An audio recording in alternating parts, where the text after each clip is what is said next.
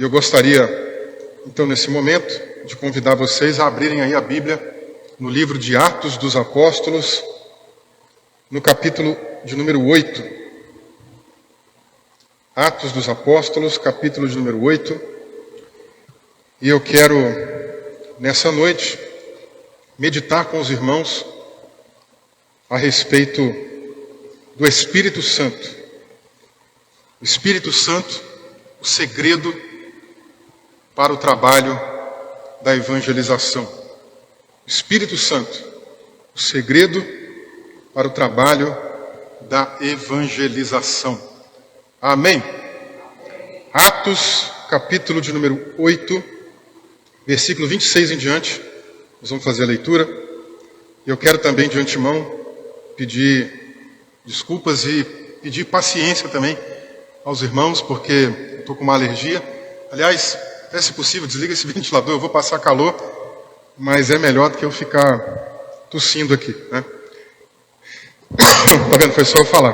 Eu estou com uma alergiazinha. Quando vem vento na minha garganta, ar-condicionado, ventilador, né? Então, aí às vezes eu acabo tossindo. Então eu não quero atrapalhar muito aqui a nossa fala, né? A nossa meditação. Se puder, obrigado. A gente vai conseguindo andar melhor, tá bom?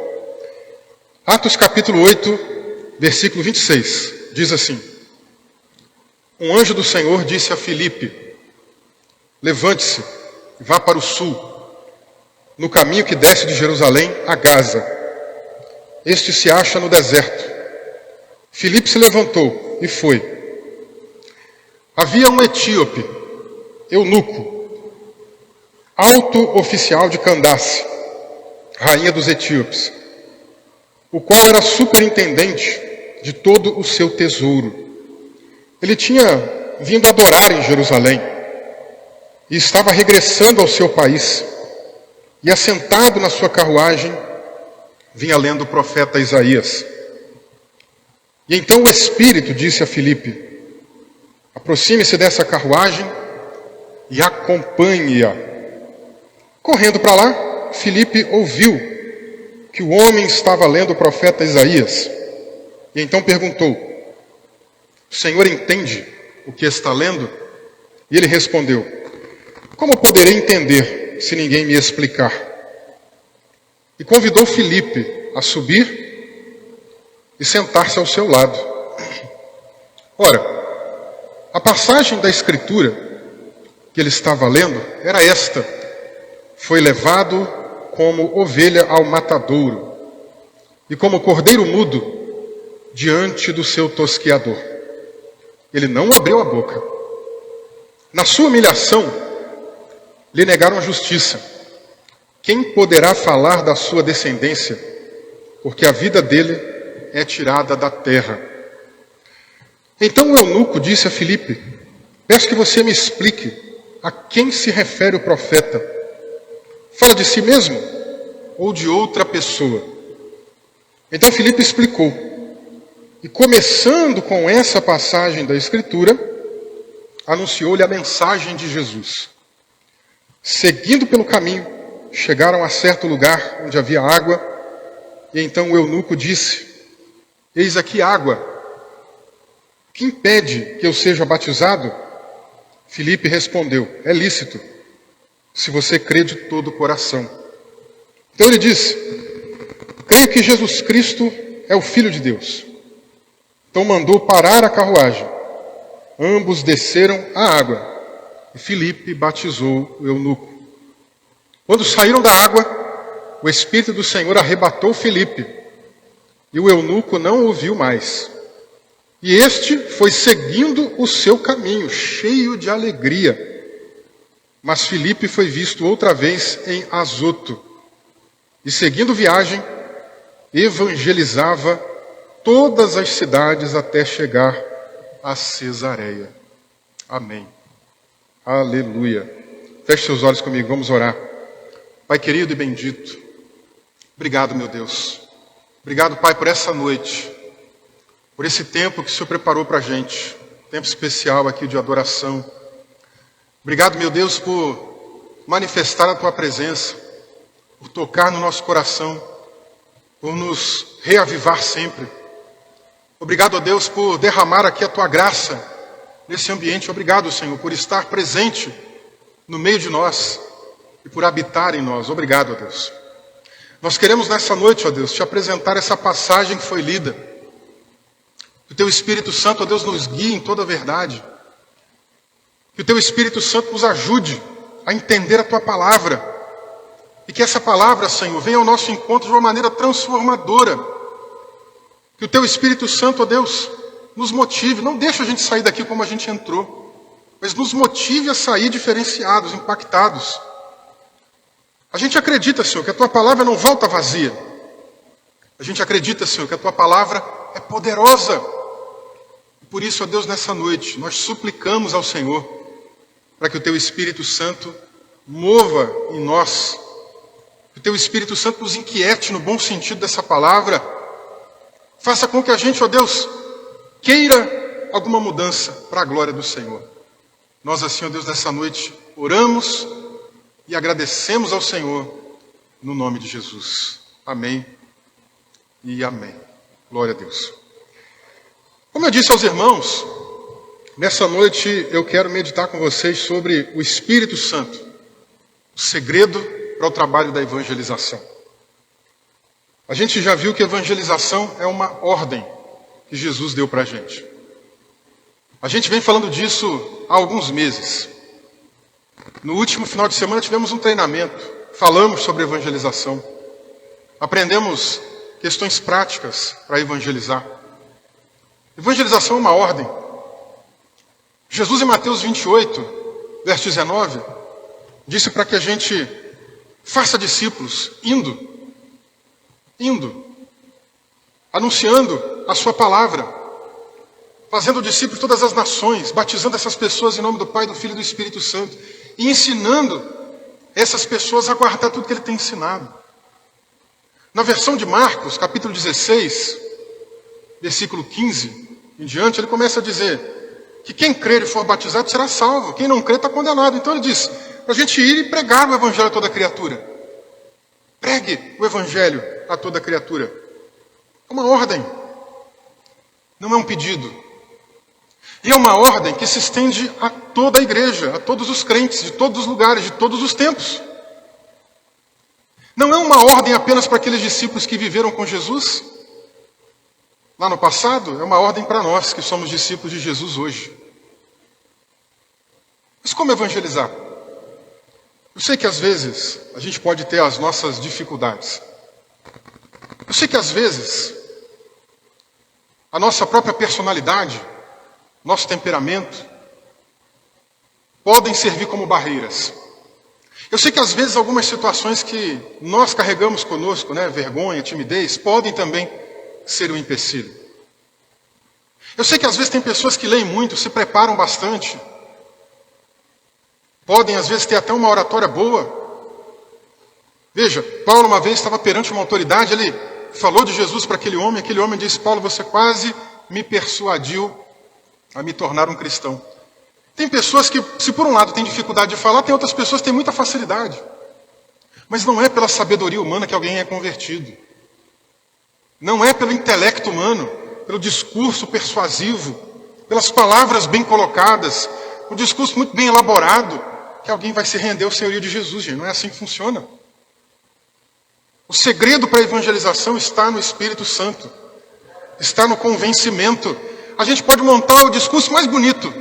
Se o Espírito Santo não convencer, no máximo aquela pessoa pode fazer como aquele homem que disse para Paulo, olha, você quase me convenceu, hein? Mas é diferente quando o Espírito Santo fala. É diferente quando o Espírito Santo toca no teu coração, quando ele queima o teu coração, quando ele faz você entender. É diferente quando lá atrás você ouviu a voz do Espírito de Deus tocando no teu íntimo e se rendeu a Cristo. Ele é o segredo para a evangelização. E esse texto, gente, que a gente fez a leitura, é um texto muito rico, que vai ensinar exatamente alguns pontos como esse. Veja, o livro de Atos dos Apóstolos é um livro repleto da presença do Espírito Santo. Alguns escritores antigos chegaram até a dizer que ao invés de Atos dos Apóstolos, esse livro deveria se chamar Atos do Espírito Santo. Porque o Espírito Santo está agindo aqui do início ao fim, meus irmãos. O Espírito Santo está o tempo todo agindo, capacitando pessoas, convencendo pessoas. Os atos aqui são do Espírito. O Espírito é que está capacitando os apóstolos. O Espírito é que está capacitando os evangelistas, os missionários. Do início ao fim. Como até hoje o Espírito Santo tem capacitado a nossa vida. Sem ele a gente não faz absolutamente nada. Se você fosse contar aqui quantas vezes aparece a palavra Espírito Santo, você iria se surpreender. São muitas. O livro é centrado no Espírito Santo. O livro começa com o derramado do Espírito Santo. Com a promessa de Joel capítulo 2 sendo cumprida. Jesus fala para os seus apóstolos, não se apartem de Jerusalém, fiquem aqui, aguardem, esperem, não vai embora não. E aqueles que obedecem, que perseveram, que esperam, no dia certo, no dia de Pentecostes, o que acontece? O Espírito Santo é derramado sobre aquele povo. E quando o Espírito Santo é derramado sobre aquele povo, a virtude de Deus, o poder de Deus, capacita aqueles crentes a fazer coisas extraordinárias. Quando a igreja vai crescendo, batizam muitas pessoas, a igreja cresce. E aí, na medida que ela vai se expandindo cada vez mais, agregando pessoas, ela também, obviamente, vai enfrentando seus problemas, suas dificuldades, Vai tendo ali os seus desafios. E um dos desafios que a igreja teve, bem lá no comecinho, em Atos capítulo 6, era que um grupo de pessoas mais carentes, que eram estrangeiras, gregos, não estavam sendo auxiliados. Não estavam conseguindo receber ali a ajuda da igreja. Alguma porção, por exemplo, da parte social, comida, mantimentos, alguma coisa assim. Então, viúvas e órfãos foram se queixar que não estavam sendo atendidas, E a igreja já estava muito grande. Tinha milhares de pessoas lá. Os apóstolos entenderam que eles não dariam conta de atender toda aquela quantidade de gente. 12 apóstolos para 5.000 pessoas, ou até mais já. Como é que eles fariam? Não dariam conta. Então, devido a isso, eles levantam alguns homens ali para ajudá-los nessa tarefa. E nomeiam esses homens como diáconos. E havia alguns pré-requisitos para esses diáconos. Não era qualquer pessoa que poderia ser um diácono naquela época. Isso é uma coisa importante. A gente precisa entender que para servirmos ao Senhor, existem requisitos, existem coisas que Deus quer que a gente tenha. E um dos requisitos, você lê em Atos capítulo 6, era que aqueles homens fossem cheios do Espírito Santo. Viu? De novo, o Espírito Santo aparece. Olha, eles não precisavam ser cheios de intelecto. Não precisavam ser cheios de inteligência. Não precisavam ser cheios de conhecimento.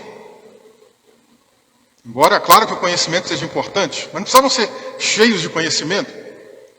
Não precisavam ser cheios de diplomas. Claro que naquela época não tinha diploma igual hoje, mas é só para ilustrar.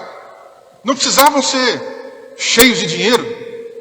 Precisavam ser cheios de quem? Do Espírito Santo de Deus.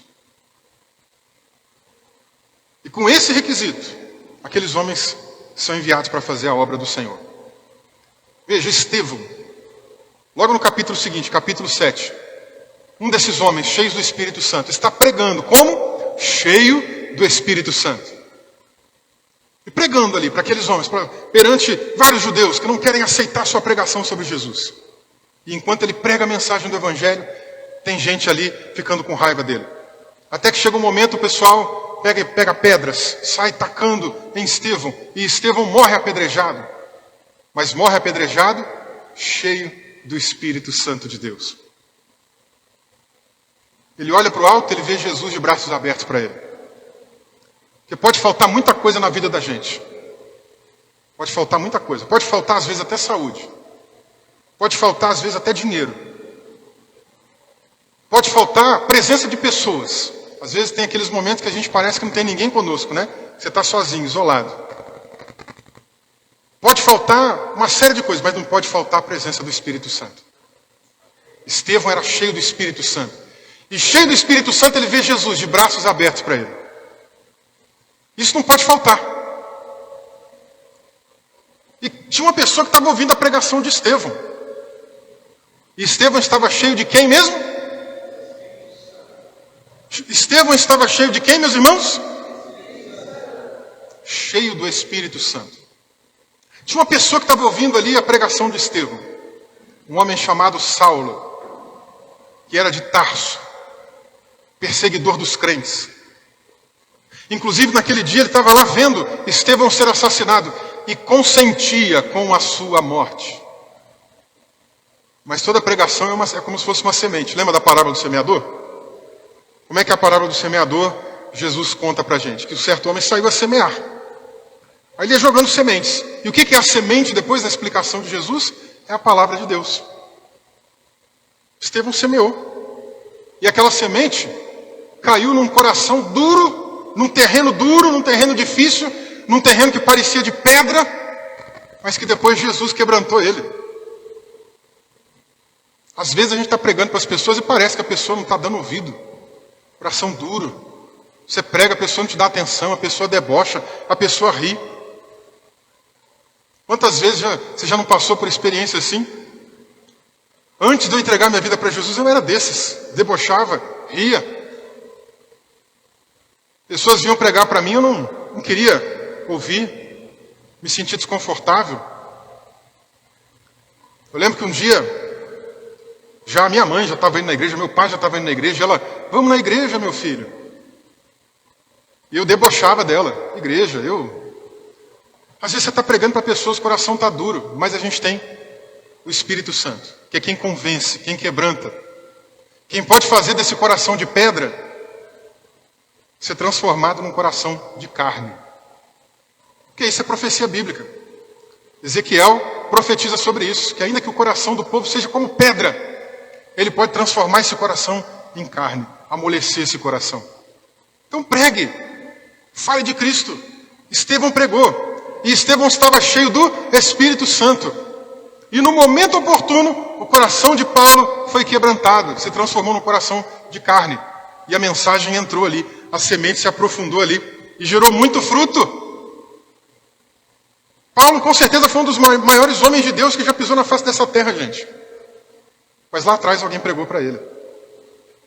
Quando a gente vai para o capítulo 8, a evangelização continua. Porque a promessa de Jesus não era que a igreja crescesse só em Jerusalém. Ele disse, lá em Atos capítulo 1, versículo 8, vocês vão receber poder quando descer sobre vocês o Espírito Santo. E vocês vão ser minhas testemunhas em Jerusalém, Judeia, Samaria e até os confins da terra. E o pessoal estava tranquilo em Jerusalém. Tranquilo. A perseguição dos judeus começa a aumentar. Tem gente que começa a ir embora. Tem judeu que começa a ir embora. Tem gente que começa a ir para Judeia, para Samaria. E aí Deus usa justamente um desses homens aqui, ó, desses diáconos que foram separados lá em Atos capítulo 6, para fazer uma obra missionária em lugares que ninguém queria ir. Ele, por exemplo, prega lá para os samaritanos. Se você depois voltar, a algumas mensagens atrás aí, que a gente falou aqui sobre a mulher samaritana, você vai ver o ódio que o judeu tinha pelo samaritano.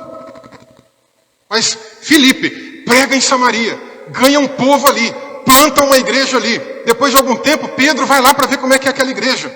Organiza aquela igreja, coloca tudo para funcionar bem. E Filipe continua pregando o evangelho. E é aí que nós chegamos no texto que a gente leu. Porque depois que essa igreja é plantada em Samaria, o Espírito Santo quer continuar usando esse homem. E olha como é que o texto começa, gente. O texto começa dizendo para a gente, em Atos capítulo 8, versículo 26, que um anjo do Senhor disse a Filipe, Filipe, levante-se, vá para o sul, no caminho que desce para Jerusalém, de Jerusalém a Gaza, e este se acha deserto. Um anjo, não sei se em visão, se em sonho, ou se fisicamente, apareceu para Filipe e falou com ele, mas com certeza, amando do Espírito Santo.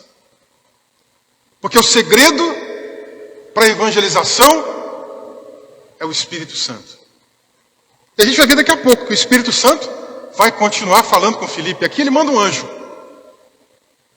Como eu disse, não sei se ele apareceu fisicamente, não sei se ele apareceu em sonho, não sei se ele apareceu em visão, mas o anjo disse para ele, se levanta, vai para o sul, pega o caminho que vai aqui de Jerusalém para Gaza. Tinha dois caminhos. para fazer esse trajeto. Um caminho ele ia passando por algumas cidades. Mas missões não é turismo. Está cheio de gente por aí afora que às vezes vai contar testemunho missionário. De vez em quando eu já fui participar de umas reuniões aí, e chega a dar vergonha. A pessoa está achando que está indo fazer turismo. Vai para um lugar, tira foto, vai para o outro, tira foto. Vai... E missão que é missão mesmo, evangelização que tem que fazer, não faz. Mas veja, o Espírito de Deus manda ele ir não pelo caminho das cidades, manda ele ir pelo caminho do deserto.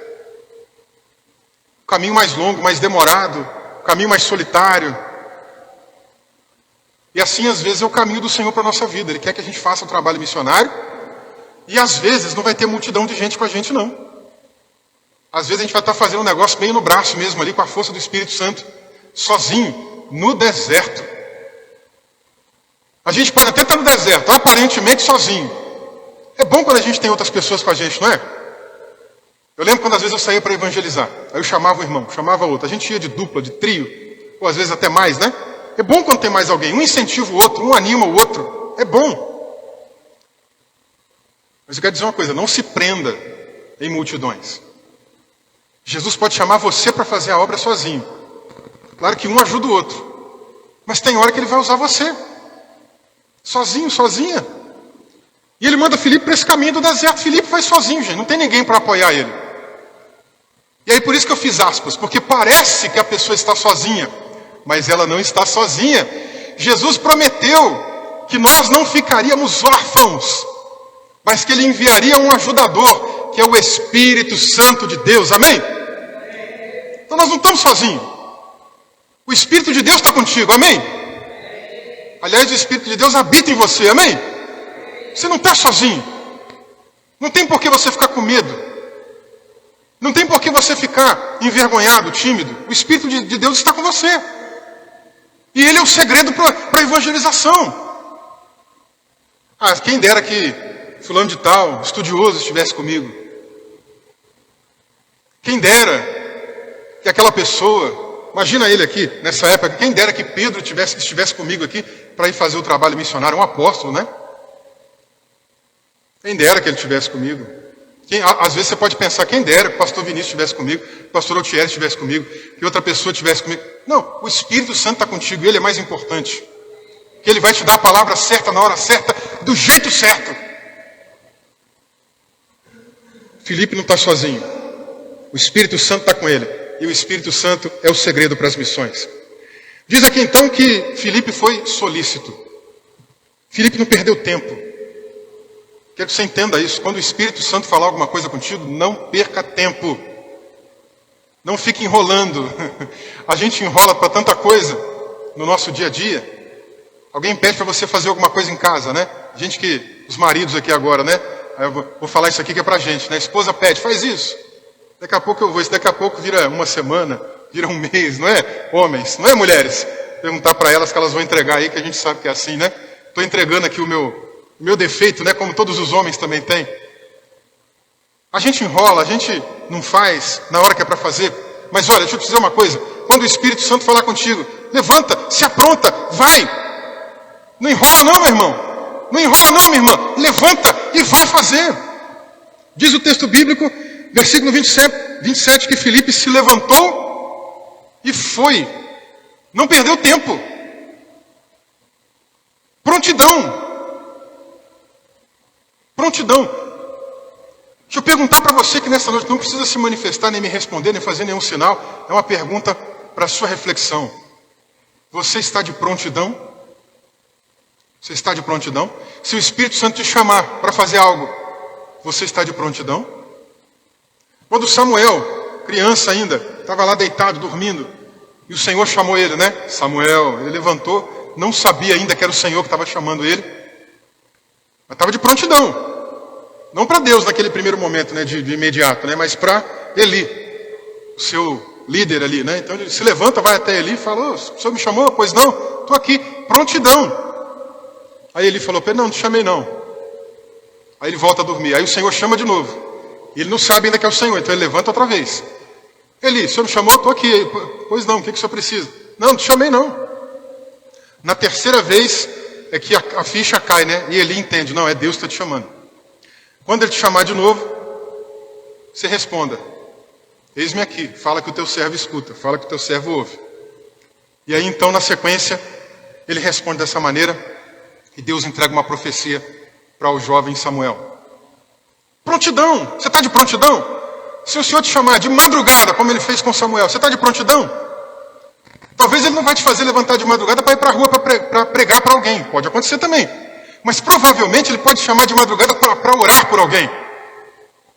Está de prontidão? Pode ser que na madrugada você tenha um sonho e você acorde. Meu Deus, que sonho foi esse? Que sonho esquisito, que sonho estranho.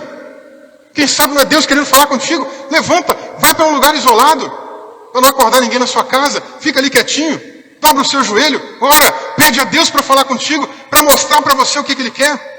Quem sabe Ele não quer que você interceda por alguém, que você ore por uma família, que você ore por alguma pessoa. Quem sabe Ele não quer que você seja um instrumento dEle. Há um profeta que chega a reclamar, dizendo: olha, não tem ninguém que se coloca na brecha. Tinha muros, né? Qualquer dia eu vou pregar sobre isso. Tinha muros, num certo lugar tinha uma brecha, um buraco. E era necessário haver pessoas ali tampando aquele buraco, porque senão o inimigo poderia entrar por aquele buraco e fazer uma arruaça naquela cidade. E isso é usado muitas das vezes para representar o trabalho da oração, o trabalho do intercessor. São pessoas que ficam na brecha. O inimigo está tentando entrar na nossa vida, tentando entrar na nossa casa, na nossa família, na nossa igreja o tempo todo. Mas assim como o profeta lá atrás se queixou que não tinha quem se colocasse na brecha, ainda hoje, irmãos, estão faltando pessoas que se colocam na brecha, que dizem para o Senhor: eis-me aqui, meu Deus, pode me usar. Quantos estão de prontidão aqui nessa noite? Se o Senhor te chamar pela madrugada, você vai levantar e vai lá orar? Vai lá, meu irmão. Deixa Jesus te usar. Interceda, clame, ore por essa pessoa. Às vezes pode vir uma coisa, como eu falei, que você não vai entender de imediato. Mas o Senhor vai te usar. Uma vez, morava lá em Minas, estava indo ver um filme no meu quarto com a minha esposa. E aí quando a gente foi deitar para ver o filme, Deus me chamou para orar. Eu queria ver o filme. Era domingo. Depois do almoço. Eu queria descansar. Quem é que não gosta de dar aquela descansada domingo depois do almoço, né? Tirar aquela sesta, aquela dormida. Quem é que não gosta, né? Prontidão. Falei: eu não posso ver o filme, tem que obedecer. Levantei, fui para minha sala, dobrei o joelho e fiquei orando. Enquanto eu orava, Deus me deu uma visão. Uma irmã da nossa igreja que estava grávida, e ela botava a mão assim na barriga, e embaixo dela tinha uma poça de sangue. E na hora eu não entendi, fiquei orando, perguntando: meu Deus, o que é isso? O que é isso? O que isso significa? O que o Senhor quer fazer? O que o Senhor quer falar? Deus foi instruindo, Deus foi me mostrando que aquela irmã estava grávida e poderia correr o risco de perder a criança. E claro, ali eu entendi, é para isso que eu devo orar então. Eu fiquei orando. Fiquei orando. A gente costuma dizer, tem uma linguagem que é muito do evangeliquez, né? Que é o peso da oração, né? A gente vai sentindo aquele peso. Não é um peso num sentido ruim, mas é num sentido de que você sabe que você ainda está, digamos assim, naquele trabalho que precisa ser feito. Ainda não acabou o tempo que você precisa se dedicar para aquilo. Eu fiquei orando. E eu sentia, não acabou o tempo. Orava, até eu entender que aquele peso de oração acabou. Terminei, mais à noite no culto, encontrei lá com os irmãos, não falei com as pessoas, mas procurei o meu pastor na época. Falei para ele: olha, tive uma visão, foi assim, isso e aquilo. Com a irmã fulana de tal. E ele não acreditou muito, né, na hora. Falou assim: não, mas a irmã está bem, conversei com ela ainda hoje de manhã. Ela está bem, não tem nenhum problema. Eu falei: não quero que ela fique mal, né? Não quero que ela tenha nenhum problema, pelo contrário. Só estou dizendo isso para que a gente possa orar por ela, né? Tem os irmãos da intercessão da igreja. Se eles puderem continuar orando pela vida dela, é excelente, né? Que não aconteça nenhum mal. Eu não quero que nada de mal aconteça com ela. Quando estava chegando próximo da época dela ganhar o bebê, aí fizeram ultrassom e o bebê estava com um cordão umbilical enrolado no pescoço. Então tiveram que ficar fazendo mais ultrassons ali até o dia do parto. Já estavam marcando até de fazer cesárea por isso. Mas ali bem no finalzinho, na reta final, fizeram uma última ultrassom e desenrolou o cordão umbilical. E ela pôde ter o bebê com um parto normal. É incrível, gente, a maneira como Deus opera suas ações. Deus é maravilhoso. Mas Deus quer pessoas que estejam de prontidão. Por isso eu digo nessa noite, se o Senhor te chamar pela madrugada, se o Senhor te chamar em algum horário diferente, o horário do seu descanso, o horário que para você é sagrado. Tem horários que para a gente não negocia, né? Você está lá no seu horário de almoço. Parou lá, você trabalhou duro o dia inteiro. Horário de almoço, agora eu vou sentar um pouquinho e descansar. Quem sabe até dormir um pouquinho. Quem sabe não é nessa hora que o Senhor vai te chamar para você pegar o telefone e ligar para alguém, para você orar por alguém, para você pregar o evangelho para alguém, quem sabe? Deus tem seus caminhos, veja, tinha 2 caminhos aqui para ele chegar até o local. Qual o caminho que Deus mandou ele? O caminho do deserto. Deus tem umas estratégias diferentes que a gente às vezes não entende. Mas o que a gente precisa ter é prontidão. Filipe se levantou e foi, versículo 27. Foi. E o que acontece em seguida? Diz aqui que havia um etíope. O etíope fazia parte de uma nação que até hoje, né? Faz parte de uma nação do continente africano. Esse etíope era um eunuco. O que era um eunuco? Era alguém que precisava passar por uma certa, vou chamar de cirurgia, para não usar termos aqui tão pesados, né? Mas era um homem que passava por alguma cirurgia no órgão genital. É como se esse homem fosse castrado, para você ter uma ideia mais clara. Porque era um cargo de confiança. Para esse homem, geralmente os eunucos eles ficavam responsáveis pelo harém dos reis. Então, para ele não ter contato com as mulheres do rei, isso acontecia. Mas nem sempre o eunuco era alguém que trabalhava somente nessa função. Esse eunuco aqui, por exemplo, diz aqui o texto, que ele era um superintendente do tesouro da rainha de Candace. Candace também aqui, na verdade, não é um nome. Candace, na verdade, é um título. Como se fosse Faraó, por exemplo. Tá? Então, Candace era o título da rainha da Etiópia. E nesse caso, esse homem aqui é como se fosse o tesoureiro dela. Por ser um cargo de confiança, para talvez não se envolver em algumas dessas situações, ele então aí como alguém que tinha essa situação de viver como eunuco, deveria então agora também evitar algumas outras situações, inclusive no aspecto religioso. Esse homem era também um convertido ao judaísmo.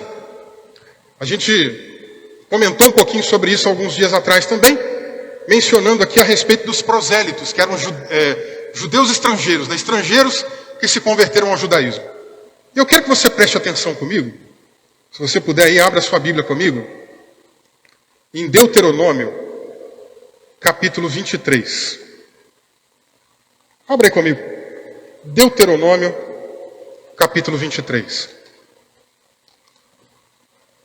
Versículo de número 1.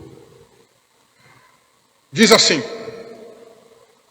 aquele a quem forem esmagados os testículos ou cortado o membro viril, não entrará na Assembleia do Senhor. Por isso que eu disse que tinha algumas implicações religiosas para esse homem.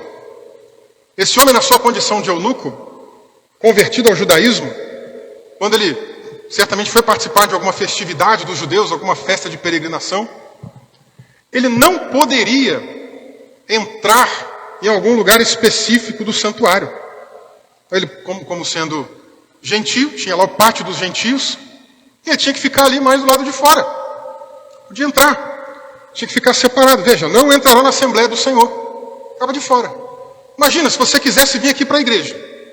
Quero participar do culto, quero ouvir a mensagem. Imagina você ter que ficar lá fora. Tem lugar aqui dentro, mas você tem que ficar lá fora. Imagina, que constrangedor, que ruim.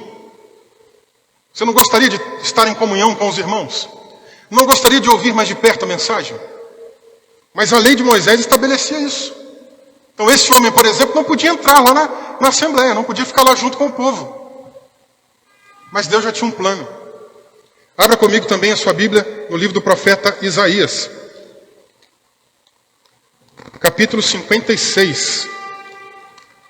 Isaías, capítulo 56. Eu vou ler com vocês agora os primeiros 7 versículos. Olha o que é que diz.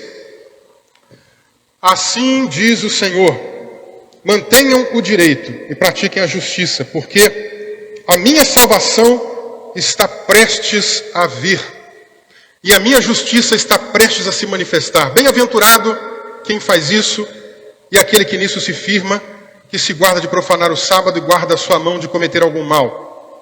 O estrangeiro que tiver se unido ao Senhor não deve dizer: o Senhor certamente me excluirá do seu povo. Preste atenção agora. E um eunuco não deve dizer: eis que sou uma árvore seca. Porque assim diz o Senhor: aos eunucos que guardam os meus sábados, escolhem aquilo que me agrada e abraçam a minha aliança, darei no meu templo e dentro das minhas muralhas um memorial e um nome melhor do que filhos e filhas. Darei a cada um deles um nome eterno que nunca se apagará. Aos estrangeiros que se aproximam do Senhor para servir e para amar o nome do Senhor, sendo deste modo servo deles. Sim, todos os que guardam o sábado, não o profanando, e abraçam a minha aliança, também os levarei ao meu santo monte, lhes darei alegria na minha casa de oração. Os seus holocaustos, os seus sacrifícios serão aceitos no meu altar, porque a minha casa será chamada de casa de oração para todos os povos. Aleluia. Veja, os eunucos tinham essa restrição que a gente comentou ainda agora. Mas Deus já vinha anunciando: olha, o tempo da minha salvação ainda vai vir. O tempo da minha salvação está prestes a chegar. E chegou com Jesus. E chegando com Jesus, agora tem uma mudança nesse esquema todo. Não tem mais essa restrição. Agora em Cristo Jesus, o eunuco não precisa, os crentes geralmente no começo se reuniam em casas, né? O eunuco não precisava ficar do lado de fora da casa. Agora não, agora ele podia entrar e ouvir a mensagem e ter comunhão com os irmãos dentro daquele lar, dentro daquela casa, lá naquele lugar que estivesse acontecendo aquele culto. Que as coisas mudam com a nova aliança. Deus está preocupado em atingir a todos. Olha como é que terminou o trecho de Isaías 56 que a gente leu. Deus quer fazer da sua casa casa de oração para todos os povos. Não é só para uma pessoa, para outra pessoa, mas para todo mundo que se rende ao seu senhorio. Deus é muito bom. E esse homem agora é alcançado pelo Senhor. É interessante o caminho da evangelização. Jesus disse: vocês vão receber poder, vocês vão ser minhas testemunhas em Jerusalém, Judeia, Samaria, até os confins da terra. Você volta para Atos capítulo 6, a igreja está crescendo em Jerusalém. Em Atos capítulo 7, a igreja começa a ser dispersa. Em Atos capítulo 8, a igreja chega na Judeia, a igreja chega em Samaria. E agora a igreja está chegando aos confins da terra, porque esse homem está pregando para um etíope, um africano. E a promessa de Jesus Cristo está se cumprindo. E está indo para tudo quanto é lado. E o segredo para a evangelização continua sendo o Espírito Santo. Porque o que acontece aqui em seguida? Diz então que havia esse eunuco, alto oficial de Candace, rainha dos etíopes, era superintendente do tesouro, e ele tinha vindo adorar em Jerusalém. Por isso que eu disse para vocês que ele era um prosélito. E estava regressando ao seu país. E assentado na sua carruagem, ele estava lendo o livro do profeta Isaías. Mais uma razão para fortalecer a ideia dele ser um prosélito. Foi a Jerusalém para adorar, e deve ter comprado ali uma versão do livro do profeta Isaías em grego. E está voltando então para sua casa. E o Espírito Santo volta à cena. Versículo 29. Então o Espírito disse a Filipe: aproxime-se dessa carruagem e acompanha. Correndo para lá, Filipe ouviu que o homem estava lendo o profeta Isaías. O Espírito Santo, mais uma vez, fala com Filipe: vai lá, Filipe. Se aproxima da carruagem. Porque o Espírito Santo é o segredo da evangelização. Filipe obedeceu, saiu do lugar que ele estava, não sei onde ele estava. Lucas, autor de Atos aqui, não conta pra gente. Mas ele se levanta e vai para o caminho do sul, chega no deserto. Chegou no deserto, o que será que ele tem que fazer agora? Né? Se fosse você, imagina o Espírito Santo falando contigo: sai da tua casa agora, vai lá para o deserto. Aí você para no deserto e fica lá no deserto, olhando a paisagem. Como é que é a paisagem do deserto? A paisagem desértica, não passa nada. Não tem nada de tão bonito, de tão extraordinário. É um lugar árido, seco, perigoso, quente, com animais peçonhentos. Até que de repente tem uma carruagem passando. E aí imagina você lá olhando, né? Olha, uma carruagem. Enquanto a carruagem vai seguindo devagar, o Espírito Santo fala com Filipe, vai lá, Filipe, se aproxima daquela carruagem. O que o Filipe faz? Não perde tempo. Prontidão. O que ele faz? Sai de onde ele está e vai até a carruagem. E vai acompanhando a carruagem. Era costume naquela época as pessoas lerem em voz alta. Não era como hoje, que a gente fica lendo aqui, quietinho, né? Em silêncio. Era comum as pessoas lerem em voz alta, porque havia uma crença, né, de que, lendo em voz alta, a memorização era maior. Então o homem está lá lendo o texto. Está lendo. E o que a gente aprendeu aqui há alguns dias, e foi repetido domingo passado, que o evangelista tem que aprender a criar oportunidades. E essas oportunidades vão ser feitas no meio do relacionamento. Filipe teve então agora observação, paciência e sabedoria, para na hora certa estabelecer essa relação. Ficou observando. O que está acontecendo? Na observação ele ouve o homem lendo o livro do profeta Isaías. Isaías 53. Ele ouve. O homem está lendo o profeta Isaías. Ele observa que a carruagem não está indo muito rápido, ao ponto de ele conseguir acompanhar. E a sabedoria veio na hora certa. Quando o homem chegou naquele texto, ele deve ter dado uma pausa, estou imaginando, ele lendo, deve ter dado uma pausa. Sabe quando você está lendo algum texto, da Bíblia mesmo? Aí você para, tenta entender, dá aquela pausa, fica tentando mastigar o texto, fica tentando entender o que o texto quer dizer. Ele deve ter feito isso. Deve ter dado aquela pausa para reflexão. Aí entrou Filipe e o Espírito Santo. Filipe pergunta para ele, aí, por acaso o senhor entende o que está lendo? Travou o diálogo. O evangelista, a gente aprendeu aqui esses dias com a mulher samaritana. Jesus vai pregar para ela. O que a gente viu? Que o evangelista ele tem que ser um oportunista, tem que criar oportunidades, tem que criar relação. Quando ele percebe o momento certo, ele pergunta, por acaso o senhor entende o que o senhor está lendo? E o homem responde para ele, não consigo entender não. Como é que eu poderia entender? Não tem ninguém que me ensine, não tem ninguém que me explique. Mas ele já dá atenção para Filipe nesse sentido. Convida Filipe a sentar do lado dele. No final do versículo 31 ele fala isso. Convida Filipe a sentar do seu lado. E a passagem da escritura que ele estava lendo era essa aqui, ó, versículo 32. Foi levado como ovelha ao matadouro, como cordeiro mudo diante do seu tosqueador. Ele não abriu a boca. Na sua humilhação lhe negaram justiça. Quem poderá falar da sua descendência? Porque a vida dele é tirada da terra.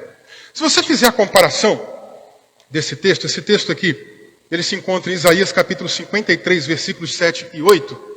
Você vai perceber que tem uma ligeira diferença. Por quê? Porque ele estava lendo o texto grego. Pode ser que fosse o que a gente chama de versão dos 70, a versão Septuaginta. Pode ser, é uma versão que foi feita, uma tradução que foi feita mais ou menos ali pelos anos 300 antes de Cristo. Foi traduzido do hebraico para o grego. Né? O grego se tornou o idioma comum da época, todo mundo falava, né? Então, pode ser que ele estivesse lendo. Por isso tem uma ligeira diferença. Se esse homem era um estudioso, ele deve ter se deparado. Peraí, mas aqui tem uma diferença do outro texto. Os anciãos já traduziram aqui, entendendo alguma coisa. O que será que esses anciãos queriam dizer? Ele deve ter parado para ficar meditando nisso. Qual que é a diferença aqui? O que será que os anciãos queriam ensinar? Aí Filipe vem e pergunta, você entende o que você está lendo? Ele, não consigo entender. Você quer me ensinar? Sobe aqui. Filipe sobe. A oportunidade foi criada. Como a gente já falou, o evangelista é oportunista. Ele cria oportunidade. Ele sobe.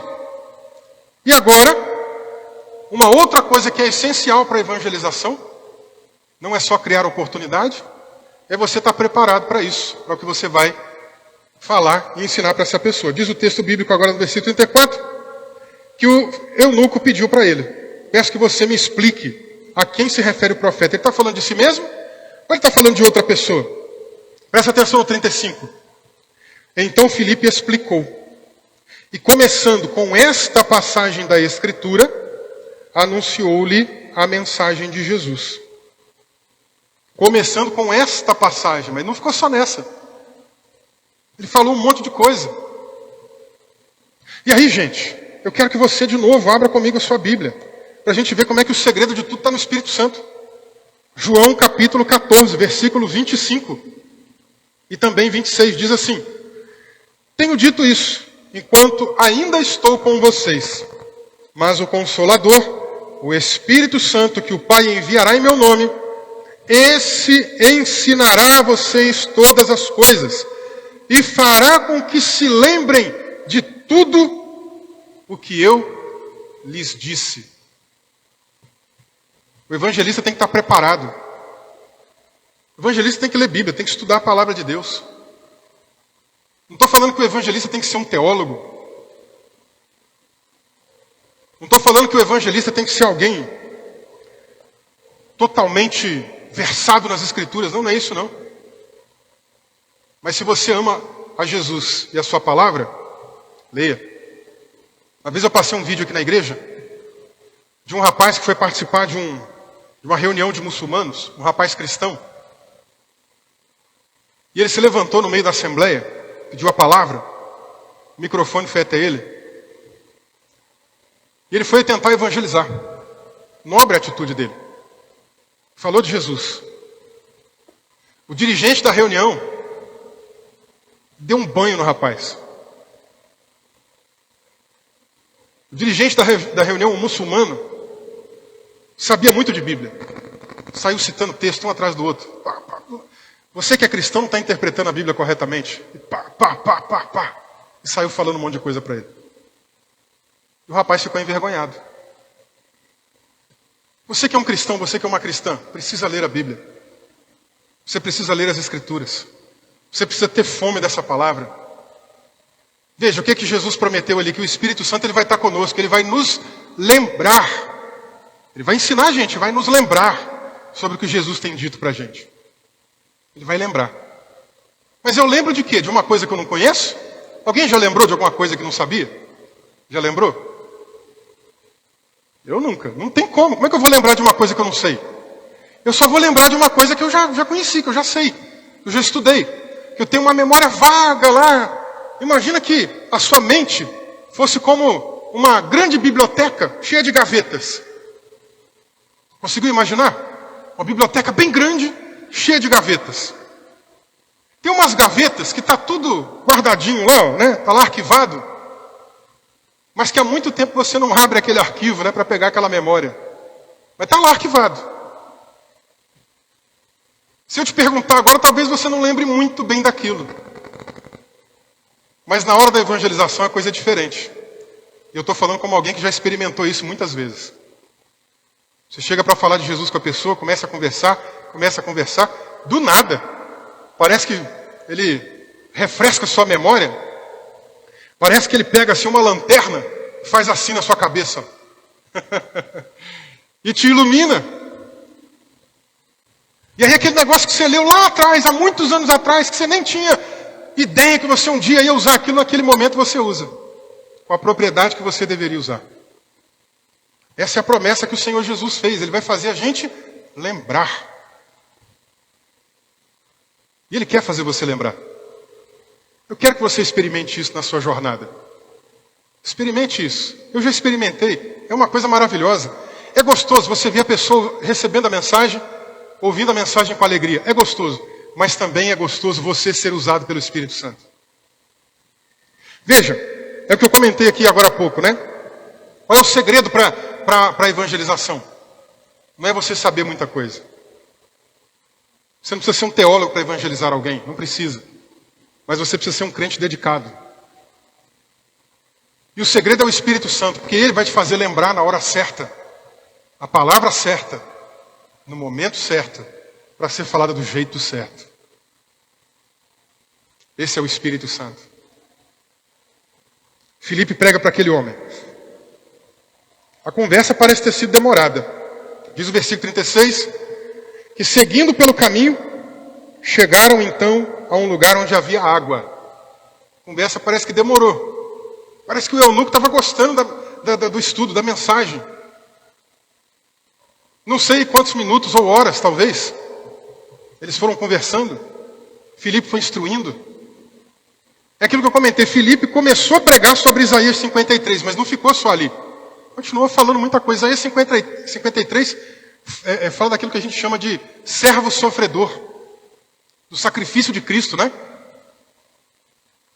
Mensagem evangelística maravilhosa, lindíssima. Ele começa por ali, mas ele vai seguindo. Prega muitas coisas. Certamente ele contou como é que foi a morte de Jesus, a sua crucificação. Que ele ressuscitou. Que ele derramou do seu espírito sobre aqueles irmãos, em Atos capítulo 2. Que a igreja estava avançando para tudo quanto é lado. Certamente ele contou do povo que foi batizado num só dia, que muitas pessoas foram batizadas. Foi contando. E de repente, quando aquele eunuco viu um lugar cheio de água, ele dá uma interrompida em Filipe e pergunta assim para ele, no versículo 36. Eis aqui água, o que impede que eu seja batizado? E Filipe respondeu, é lícito se você acreditar de todo o coração. Você acredita que Jesus é o teu Senhor e o teu Salvador? Você acredita de todo o coração? O eunuco responde, eu creio que Jesus Cristo é o Filho de Deus. Quando ele dá essa resposta, então, a carruagem é parada. Eles descem. Ambos vão até a água. Filipe batiza o eunuco. E aí a história que começou com o Espírito Santo, que se desenvolveu com o Espírito Santo, termina com o Espírito Santo. Aleluia. Versículo 39. Quando saíram da água, o que aconteceu aí? O Espírito Santo arrebatou Filipe. E o eunuco não o viu mais. Agora, antes de eu voltar para Filipe, o eunuco foi seguindo o seu caminho. Imagina, você está conversando com alguém aqui, você sai da água batismal. Você está junto com a pessoa, de repente a pessoa some. Sai dali, desaparece dali, vai embora para outro lugar, você nem sabe daquela pessoa. Mas diz o texto aqui que o eunuco foi seguir o seu caminho, cheio de alegria. Você consegue lembrar da sua época de conversão? Você consegue lembrar quando você entregou sua vida para Jesus Cristo? Você consegue lembrar como é que a alegria do Senhor encheu a tua vida? Você consegue lembrar como é que a alegria do Espírito Santo encheu o teu coração? Encheu a tua casa? Encheu o teu ambiente? Às vezes você estava passando prova, luta, dificuldade, qualquer situação ruim na vida, mas a alegria do Espírito Santo era suficiente para você. Está lembrado? É isso que esse homem está experimentando. Ele está voltando para casa agora, está voltando para o palácio, vai ter que trabalhar, vai ter que continuar sua rotina, mas agora ele vai voltar diferente. Vai voltar com um sorriso alegre no rosto. Vai voltar com um sorriso contagiante, um sorriso evangelizador. Porque agora esse homem também vai ser um agente do Espírito Santo onde ele estiver. Ele volta para a Etiópia e vai ser o ministro do Evangelho de alguma maneira, vai levar o Evangelho para pessoas também naquela região. Olha que coisa linda que o Senhor faz. O Espírito Santo continua atuando. E o Espírito Santo termina essa história. Porque é ele quem arrebata Filipe para outro lugar. E Filipe vai para onde?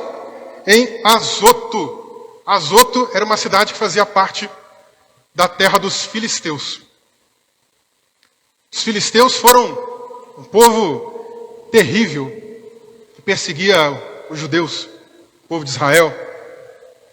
Foi uma pedra no sapato do povo de Israel. Foram adversários perigosíssimos, né? De lá, por exemplo, que vinha Golias, para a gente ter ideia. Os filisteus são tidos como um povo muito mal encarado. Mas continuaram existindo. Aliás, o que a gente chama hoje de Palestina tem a ver com a descendência desse povo, para vocês terem ideia. A palavra hebraica que era usada lá antigamente para se referir aos filisteus é quase uma transliteração que dá origem ao que a gente chama de Palestina. É Pilistim, né? Muito parecido. Então, aqui ele vai para essa terra. E de novo, continua pregando para outros estrangeiros, para outros gentios. E a promessa do Espírito Santo continua sendo cumprida. Vocês vão ser minhas testemunhas em Jerusalém, Judeia, Samaria e até? Vamos lá, gente? noite? Vocês tomaram café de vir para a igreja, não tomaram? Vocês vão ser minhas testemunhas em Jerusalém, Judeia, Samaria e até os confins da terra. Ele prega para um homem que é da Etiópia. E agora ele vai para uma região que faz parte dos filisteus. E é dito assim, então, no versículo 40. Mas Filipe foi visto outra vez em Azoto. E seguindo viagem, o que ele fazia lá? Pelo poder do Espírito Santo, é claro. Evangelizava todas as cidades até chegar a Cesareia. O Espírito Santo começa essa mensagem. O Espírito Santo dá sequência nessa mensagem. E o Espírito Santo termina essa mensagem. O Espírito Santo é o segredo do trabalho da evangelização. Se você quer ser um evangelista, se você quer ser uma evangelista, se você quer ganhar almas para Jesus, fique de pé comigo. Eu quero orar com você. O Espírito Santo é o segredo. Não é o muito conhecer, não são os diplomas, mas o segredo é o Espírito Santo de Deus. Eu quero orar por você nessa noite.